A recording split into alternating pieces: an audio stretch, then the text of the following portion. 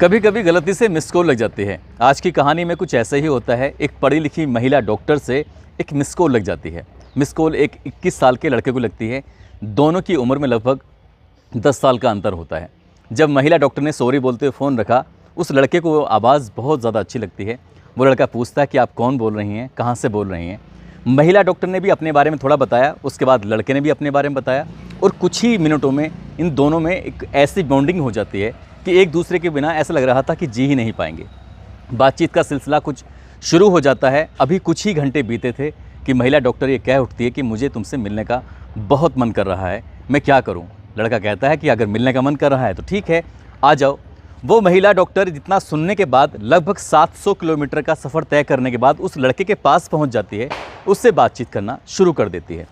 बातचीत का सिलसिला शुरू ही हुआ था कि यहाँ पर क्राइम हो जाता है। क्राइम इतना बड़ा होता है कि ना केवल एक ज़िला बल्कि कई ज़िले की पुलिस भी परेशान हो जाती है।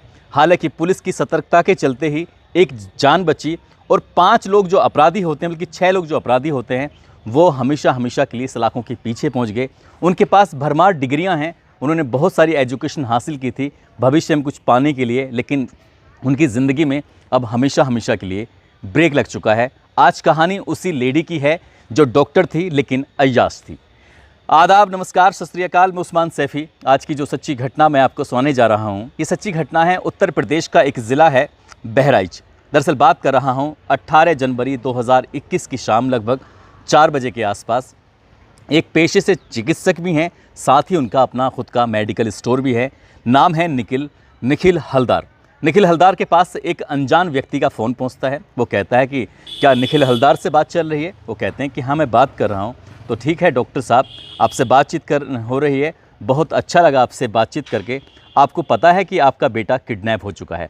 जैसे ही डॉक्टर ने ये बात सुनी, डॉक्टर की हालत ख़राब हो जाती है। डॉक्टर को लगा कि शायद कोई मजाक कर रहा है। फ़ोन कट जाता है और जैसे ही फ़ोन कटता है, डॉक्टर निखिल अपने बेटे गौरव को फ़ोन करते हैं और उससे बातचीत करने की कोशिश कर रहे थे, लेकिन नंबर स्विच ऑफ था। अब इससे पहले कि बेटे को दोबारा फ़ोन मिलाते, तभी दूसरी बार फ़ोन आता है। ये तो खैर आपने पता कर ही लिया होगा, क्योंकि बेटे का नंबर स्विच ऑफ आ रहा है। बेटा हमारे कब्ज़े में है। यदि बेटे की ज़िंदगी की सलामत चाहते हो, उसकी सलामती के लिए आपको लगभग 70 लाख रुपए का इंतज़ाम करना होगा। और जैसे ही ये डॉक्टर ये बात सुनता है अपने बेटे के बारे में, तो उसके होश फाख्ता हो जाते हैं। वो समझ नहीं पा रहा था कि मैं करूँ तो क्या करूँ। इसने अपनी पत्नी से बातचीत की कि हमारे बेटे का अपहरण हो चुका है। तीसरी बार फ़ोन पहुंच जाता है और फ़ोन करने वाला किडनैपर जो होता है वो कहता है, डॉक्टर साहब पैसे का इंतज़ाम करना शुरू किया या नहीं किया, या फिर कोई आपको बुरी खबर दी जाए। जैसे ही डॉक्टर ने हाथ पैर जोड़ने की कोशिश की, रिक्वेस्ट करने की कोशिश की, उन्होंने कहा ठीक है, आपको शायद समझ में नहीं आया, आप 80 लाख रुपए का इंतज़ाम कर लेना। अभी तक 70 मांग रहे थे और जैसे ही 80 लाख रुपए की बात आती है, तभी उसके होश फाख्ता हो जाते हैं। वो परेशान हो जाता है, क्योंकि वो डॉक्टर ज़रूर था, उसका मेडिकल स्टोर ज़रूर था, लेकिन उसके पास इतनी बड़ी रकम नहीं थी कि 80 लाख रुपए देके अपने बेटे की ज़िंदगी को बचा सके। इसी बीच में वो डॉक्टर बहुत ज़्यादा परेशान हो जाता है। साथ ही वो एक एसपी होते हैं शैलेश कुमार पांडे, उनके पास जाता है और जाते जाते रोते रोते गिड़गिड़ाते हुए तीनों फ़ोन के बारे में जानकारी देता है कि पहले बेटे के अपहरण की जानकारी दी गई, फिर 70 लाख मांगे, फिर 80 लाख मांगे। समझ नहीं पा रहा हूँ कि इतने पैसे आखिरकार कहाँ से ला के दूँगा। बताते हैं कि उनके 21 साल का बेटा है, नाम उसका गौरव हलदार है, जो कि SCPM पैरा मेडिकल कॉलेज से वो BAMS कर रहा है। प्रथम वर्ष का छात्र होता है। ज़िला गोंडा है और हीरापुर की एक जगह है, वहाँ पर उसका कॉलेज है। पुलिस वाले जितनी जल्दी हो सकती थी उतनी जल्दी उस कॉलेज में पहुँचते हैं। वहाँ जाने के बाद पता करने की कोशिश कर रहे थे। CCTV कैमरे या उस लड़के के संपर्क में जितने भी लोग होते हैं उनसे बातचीत करने की कोशिश कर रहे थे, लेकिन पुलिस के हाथ खाली होते हैं। अब SP को चिंता सताने लगती है। उन्हें लग रहा था कि लड़का पूरी तरह से ख़तरे में है, आखिरकार किया जाए तो क्या किया जाए। तभी 6 टीमें गठित की जाती हैं और 6 टीम गठित करने के साथ साथ ही नोएडा की STF और लखनऊ की STF से भी संपर्क किया जाता है। उनसे बातचीत की जाती है और कहा जाता है कि कुछ भी हो, इस लड़के की हमें ज़िंदगी हर हाल में बचानी है। उधर से जो फ़ोन आता है उसमें साफ साफ माँ से बातचीत की जाती है। माँ के पास से एक WhatsApp पर रिकॉर्डिंग भेजी गई थी और उसमें रिकॉर्डिंग में वो बच्चा खुद बोल रहा है, यानी कि गौरव बोल रहा है कि माँ, मेरी जान को ख़तरा है, हो सके तो मेरी ज़िंदगी को बचा लो। बस लड़का इतना ही बोलता है। वो उस रिकॉर्डिंग के सुनने के बाद माँ की हालत और ज़्यादा ख़राब हो जाती है और 22 जनवरी तक का समय दिया गया था कि 22 जनवरी की शाम हर हाल में आपको पैसे का इंतज़ाम करना है। एक व्यक्ति पहुँचेगा, पैसे जैसे ही तुम उसे दे दोगे, तुम्हारा बच्चा सही सलामत तुम्हारे घर पहुंच जाएगा।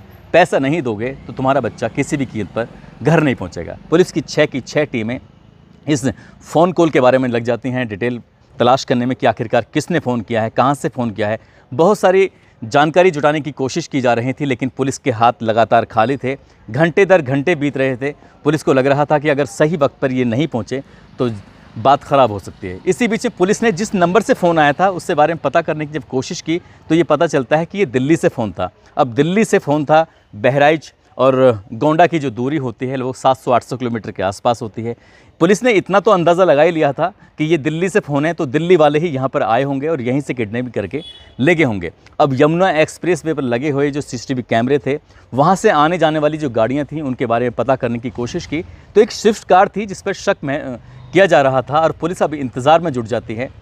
बाप को पूरी तरह से यानी कि डॉक्टर साहब निखिल हलदार को पूरी तरह से कॉन्फ्रेंस में लिया जाता है। उनसे कहा जाता है कि आपकी बार जब फ़ोन आएगा तो कहना कि चिंता करने की कोई ज़रूरत नहीं है, आपके पैसे का इंतज़ाम कर लिया है, आप पैसे लेने के लिए आ जाइए और जैसे ही आप पैसे ले लेंगे मेरे बच्चे को छोड़ देना।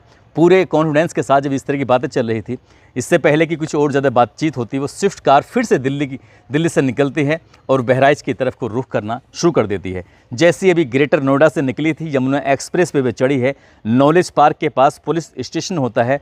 पुलिस ने वहाँ चारों तरफ से घेराबंदी कर ली थी क्योंकि पुलिस को जो सीसीटीवी कैमरे के आधार पर उस गाड़ी की आवाजाही के बारे में पता चलता है तो आखिरकार ये पता चल जाता है कि दिल्ली के ही लोग हैं जो इस किडनैपिंग में शामिल होते हैं। पुलिस ने घेराबंदी करके आखिरकार स्विफ्ट कार को चारों तरफ से रोक लिया। रोकने के बाद उसके अंदर से एक व्यक्ति मिलता है जिसका नाम होता है अभिषेक सिंह, जो कि पेशे से एक डॉक्टर होता है। साथ ही उसके 2 दोस्त होते हैं, एक का नाम नितेश सिंह होता है और दूसरे का नाम मोहित सिंह होता है। पुलिस ने इन तीनों को पकड़ा। पकड़ने के बाद इनसे जब सख्ती से पूछताछ करने की कोशिश की तब उसमें 2 लोगों के और नाम सामने आते हैं, यानी कि 22 जनवरी को ये गिरफ्तार कर लिए जाते हैं। पैसे देने की ज़रूरत नहीं पड़ी थी। अब पुलिस ने उनके जो नंबर थे वो सर्विलांस में लगाए। अब ये पता किया कि आखिरकार ये कहाँ से आ रहे हैं, कहाँ से नहीं आ रहे हैं, तो पता चलता है कि दिल्ली डेवलपमेंट अथॉरिटी के बने हुए बक्करवाल में जो फ्लैट होते हैं उन्हीं फ्लैट के अंदर इनकी आवाजाही होती है, वहीं से आते हैं। अब पुलिस ने जो 6 टीम बनी थी, एक टीम ने जब वहाँ छापा मारा, एक कमरे के अंदर लड़का यानी कि गौरव हलदार आखिरकार मिल जाता है, सकुशल मिल जाता है, लेकिन वो बेहोशी की हालत में होता है। जब वो बेहोशी की हालत से उसे होश आता है तब पुलिस को एक कहानी बताता है और वो कहता है कि साहब 15 जनवरी को उसके पास एक अननोन नंबर से फ़ोन आता है और जैसे ही वो उस नंबर से बातचीत करने की कोशिश कर रहा था तो एक सुरीली सी आवाज़ में एक लड़की बात कर रही थी। उस लड़की से जब बातचीत का सिलसिला शुरू करता है तो लड़की उससे बहुत प्यारी प्यारी मीठी मीठी बातें कर रही थी। ऐसा लग रहा था कि जैसे क्या ये उसकी बहुत ज़्यादा फ़िक्र कर रही है। और उस लेडी ने जब अपने बारे में बताया तो उसने कहा कि वो दिल्ली के नजफ़गढ़ में हॉस्पिटल में जॉब करती है और वहीं से तुम्हें फ़ोन कर रही है, गलती से फ़ोन लग गया है। उस लड़के से वो कुछ अय्याश वाली जैसी बातें कर रही थी। 10 साल बड़ी उस डॉक्टरनी ने उस लड़के को अपने प्रेम जाल में इस तरह से फंसाया कि वो लगातार उससे बातचीत करने के लिए आतुर हो जाता है। इसी बीच में वो कहती है कि मेरा तुमसे मिलने का मन कर रहा है और इसी बीच में वो दिल्ली से आती है और जैसे ही उस लड़के के मेडिकल कॉलेज के ठीक सामने खड़ी होती है, वहाँ जाकर कहती है कि मैं तुम्हारे मेडिकल कॉलेज के सामने खड़ी हूँ और तुम आकर देख सकते हो। जैसे उस लड़के को यकीन ही नहीं हुआ कि कोई जिससे अभी 2-3 दिन पहले उसने बातचीत करनी शुरू की है, यानी कि 15 जनवरी से बातचीत करने की सिलसिला शुरू हुआ था, 18 जनवरी को वो उसके पास कैसे पहुंच सकती है। वो अपने कॉलेज से बाहर निकल कर देखता है तो वो खूबसूरत सी लड़की जिसको उसने अभी व्हाट्सएप पर ही देखा था, उसकी कुछ वीडियो देखी थी, उससे बातचीत कर रहा था, वीडियो कॉल कर रहा था, वो साक्षात सामने होती है तो जिससे यकीन नहीं हो रहा था। वो दोनों एक दूसरे से मिलते हैं, गले मिल रहे थे, बातचीत कर रहे थे, तभी 3 लोग पीछे से आते हैं, यानी कि एक अभिषेक सिंह आता है, दूसरा उसका दोस्त नितेश आता है, मोहित आता है और तीनों आकर उसे एक नशीला इंजेक्शन देते हैं। लड़का बेहोश हो जाता है। इसी बीच में 2 और साथी होते हैं, रोहित सिंह, साथी सतीश चौरसिया। इनको भी पुलिस अगले दिन यानी कि 23 जनवरी को संत कबीर नगर से गिरफ्तार कर लेती है और गिरफ्तार करने के बाद फिर इनसे बारी बारी से कहानी पूछी जाती है। लेकिन जो लड़की होती है यानी कि जो डॉक्टर नहीं होती है वो अभी पुलिस के हाथ नहीं आ रही थी। अब इनसे भी बातचीत की जाती है कि आखिरकार क्या माजरा था, क्या नहीं था। हालांकि लड़के ने बता ही दिया था कि उसने प्रेम जाल का कुछ ऐसा पाशा फेंका कि उसे किडनैप करके ये दिल्ली ले जाते हैं। आखिरकार पुलिस ने मेहनत की और डॉक्टर प्रीति के भी पता करने की कोशिश की वो कहाँ रहती है, तो उसका पता चलता है कि हरियाणा प्रदेश का एक ज़िला है झज्जर, और झज्जर का ही एक गांव लगता है धौर में वो अपने गांव में छुपी हुई थी डॉक्टर प्रीति सिंह। और डॉक्टर प्रीति सिंह और साथ ही जिसका नाम डॉक्टर अभिषेक सिंह होता है। दोनों एक ही हॉस्पिटल में जॉब कर रहे थे और जॉब करते करते डॉक्टर अभिषेक सिंह ने कहा, जो कि मूलतः रहने वाला था गोंडा का, उसी गोंडा का जिस गोंडा का ये लड़का रहने वाला था, जहाँ से क्या ये मेडिकल का कोर्स कर रहा था, पढ़ाई कर रहा था, BAMS कर रहा था। इसे लगता है कि ये लड़का बहुत ही अमीर घर का है और जिसके बारे में उसने पता करने की कोशिश की। यहीं से वो अपनी इस सहयोगी डॉक्टर से कहता है, जिसका नाम होता है डॉक्टर प्रीति मेहरा। डॉक्टर प्रीति मेहरा से कहता है कि अगर तुम्हें एक साथ 50-60 लाख रुपए मिल जाएं तो तुम क्या करोगी। डॉक्टर मेहरा कहती हैं कि अगर मुझे 50-60 लाख रुपए एक साथ मिल जाएं तो मैं अच्छा सा क्लिनिक डालूंगी और मरीजों को देखूंगी, वहाँ से पैसे आएंगे तो फिर मैं अपनी ज़िंदगी को आगे बढ़ाने की कोशिश करूंगी। तभी कहते हैं कि ठीक है, दिवाली का समय था, दिवाली के समय के आसपास इन्होंने ये प्लानिंग करना शुरू किया और इसी बीच में इन्होंने प्लान किया कि एक गोंडा मेडिकल कॉलेज है, मेडिकल कॉलेज के अंदर एक लड़का है जो अमीर घर का है, जिसका नाम गौरव है। भाई ये नंबर उसका रहा और तुम उससे बातचीत करने की कोशिश करो और जैसे तुम बातचीत करने की कोशिश करोगे वो तुम्हारे प्रेम जाल में फंसेगा। तुम उससे कुछ ऐसी बातें करना जैसे अय्याशी वाली बातें होती हैं, वो जल्दी तुम्हारे प्रेम जाल में फंस जाएगा। उस लेडी डॉक्टर ने कुछ ऐसे ही किया और उसे प्रेम जाल में फंसा कर उस लड़के का किडनैप कर लिया था। लेकिन टेक्नोलॉजी कुछ इस तरह से आगे बढ़ चुकी हैं, जैसे कि अब जगह जगह CCTV कैमरे लगे होते हैं, मोबाइल फ़ोन। अगर पुलिस कहते हैं कि अपनी ईमानदारी से पूरी शिद्दत से काम करे तो किसी भी क्रिमिनल को ज़्यादा देर तक बाहर रखा ही नहीं जा सकता, बहुत जल्दी पकड़ा जा सकता है और उसे सलाखों के पीछे पहुंचाया जा सकता है। और इस कहानी में भी कुछ ऐसे ही होता है। जैसे ही SSP यानी कि शैलेश कुमार पांडे को ये पता चलता है, वो अपनी टीम बनाकर इस अपराधी को गिरफ्तार करते हैं। न केवल उसे गिरफ्तार करते हैं बल्कि इस लेडी डॉक्टर सहित जो 6 लड़के होते हैं, सब के सब पढ़े लिखे होते हैं, बेहद पढ़े लिखे, जो कि भविष्य में कुछ अच्छा करने का सपना देख रहे थे, लेकिन उन्होंने रास्ता गलत चुना। पुलिस ने उन्हें गिरफ्तार किया और उस लड़की की ज़िंदगी को सकुशल बचा लिया। दोस्तों, इस पूरे घटनाक्रम को सुनाने का उद्देश्य किसी को परेशान करना नहीं है, किसी का दिल दुखाना नहीं है, बल्कि आपको जागरूक करना है, आपको सचेत करना है, आपको बताना है कि गलत रास्ते पर चलकर जो दौलत हासिल की जाती है उसकी भले ही चाहे हासिल हो जाए लेकिन उससे सुकून कभी मिल नहीं सकता। शायद इस कहानी में भी कुछ ऐसे ही होता है। पैसे उसके पास थे ही नहीं और उन्होंने पैसे हासिल करने की कोशिश की, वो तो हासिल नहीं हुए। लेकिन डॉक्टर जो अच्छी खासी पढ़ी लिखी थी, जो उसका दोस्त था अभिषेक, वो भी अच्छा खासा पढ़ा लिखा था, बाकी जो टीम थी वो भी अच्छे खासे पढ़े लिखे थे, सब सलाखों के पीछे ज़िंदगी गुजार रहे हैं और वो लड़का अपनी मेडिकल की पढ़ाई कर रहा है, जो 21 साल का लड़का है। दोस्तों, जाते जाते आज ज्योति साहू हैं, आज इनका जन्मदिन है। इनको जन्मदिन की बहुत सारी शुभकामनाएं, बहुत बहुत मुबारकबाद।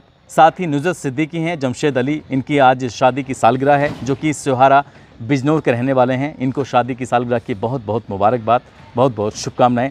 साथ ही गाज़ीपुर के रहने वाले हैं सुशील कुमार, नैनीताल के सलमा सिद्दीकी हैं, शुभम पांडे, राजकिशोर, राहुल सिंह, अपर्णा कुमार, अमर राजपूत, कविंद्र सिंह, मोहम्मद शादाब, राजेश प्रताप सिंह, बिलाल अंसारी, ब्रजेश कुमार, सद्दाम हुसैन, अविनाश दुबे, राजेश कुमार, निषाद, इन लोगों ने नाम लेने की अपील की थी। आप सब लोग अपना ख्याल रखें, सुरक्षित रहें। जय हिंद, जय भारत।